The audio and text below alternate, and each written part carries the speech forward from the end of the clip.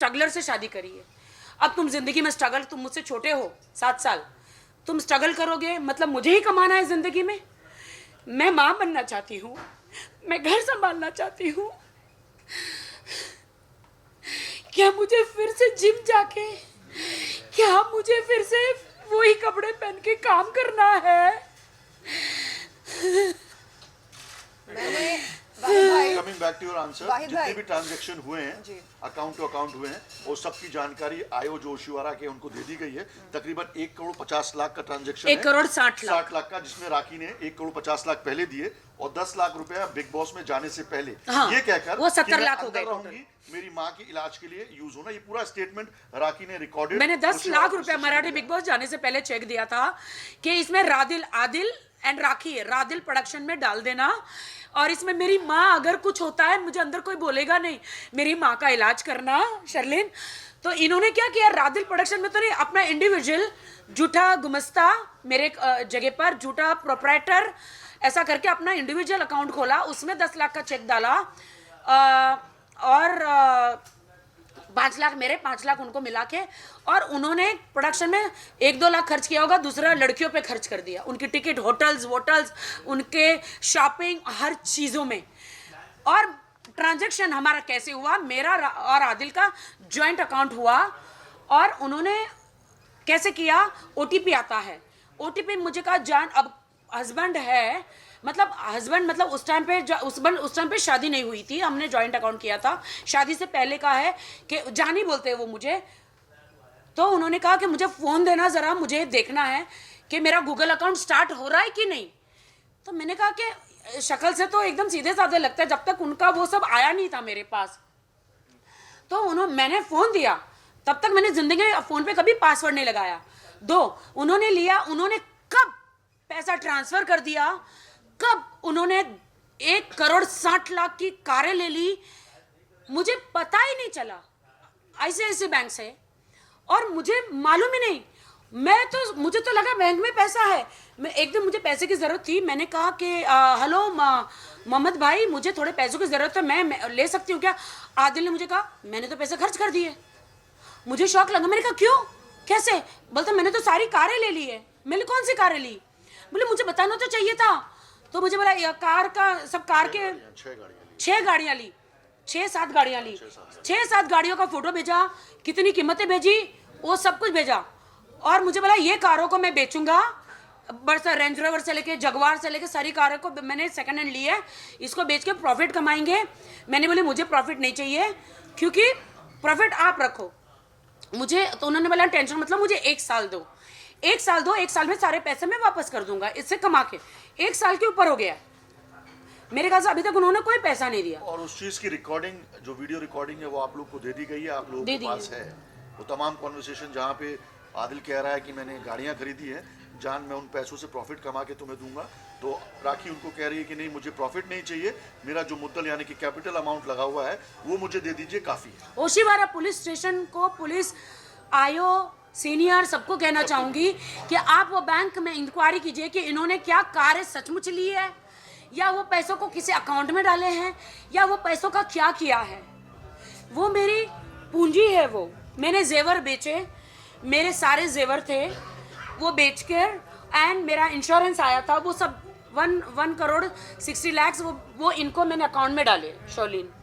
और मैं तुम्हारे पास इसलिए आई क्योंकि तुम हर औरत के हक के लिए बोलती हो। मैंने यही कहा राखी जी से कि उन दिनों जब आदिल आपके पास आया था, तब आप कोई अपना लोन क्लोज करने वाली थी? जी, या मेरे को अभी भी जब आप बात कर रहे हो मुझे याद आया, मेरा इंपीरियल हाइट्स का एक लोन चल रहा था, उसने मेरे को बोला मैं इसका ये लोन क्लोज नहीं करवाऊंगा और ये पैसे इन्वेस्ट करूंगा। मुझे नहीं राइट, मुझे अभी ये बात ध्यान में आई तो मैं आपसे पूछ रही हूं। राइट, मेरा एक इंपीरियल हाइट्स का फ्लैट का लोन चल रहा था।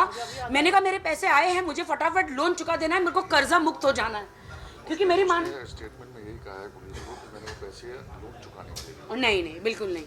तो मेरे वो तो दिखा सकता है ना पुलिस को, तो वो मेरे ही पैसे थे, मुझे लोन चुकाना था।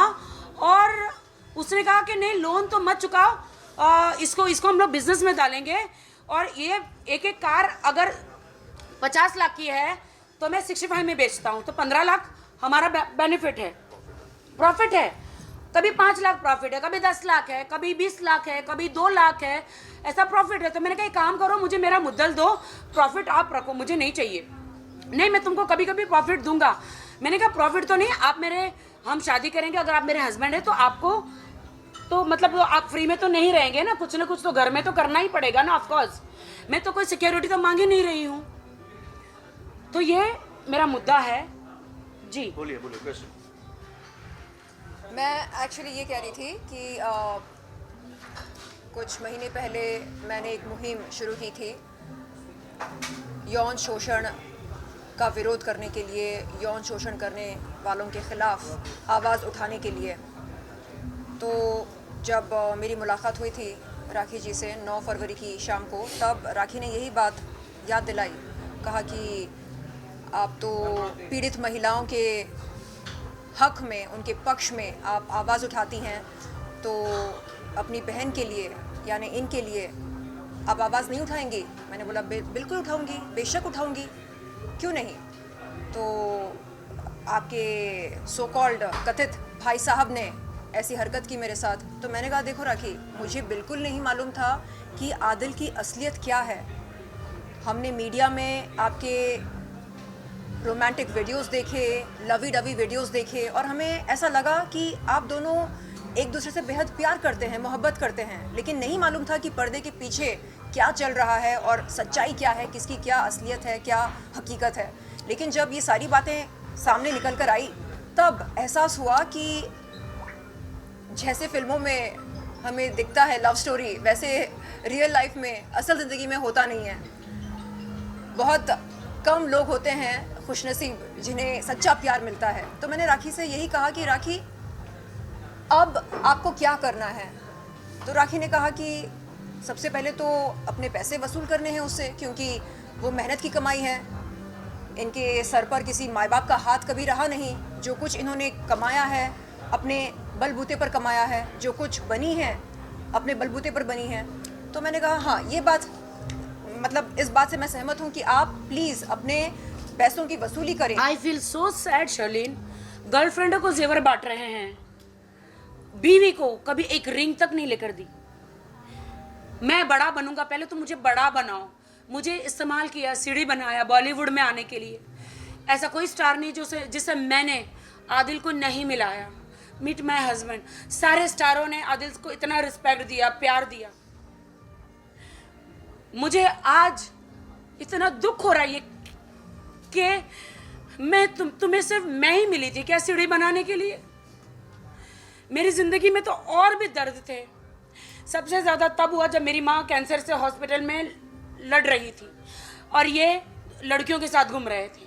मेरे पैसे जो मेरी माँ के इलाज के लिए होने चाहिए थे, वो ये लड़कियों के पीछे पार्टियों में, क्लबों में। मेरी माँ हॉस्पिटल में है और ये क्लबों में घूम रहे हैं, किस कर रहे हैं, क्या क्या कर रहे हैं। और मैं वहां पे बिग बॉस में काम कर रही हूँ, मराठी बिग बॉस में।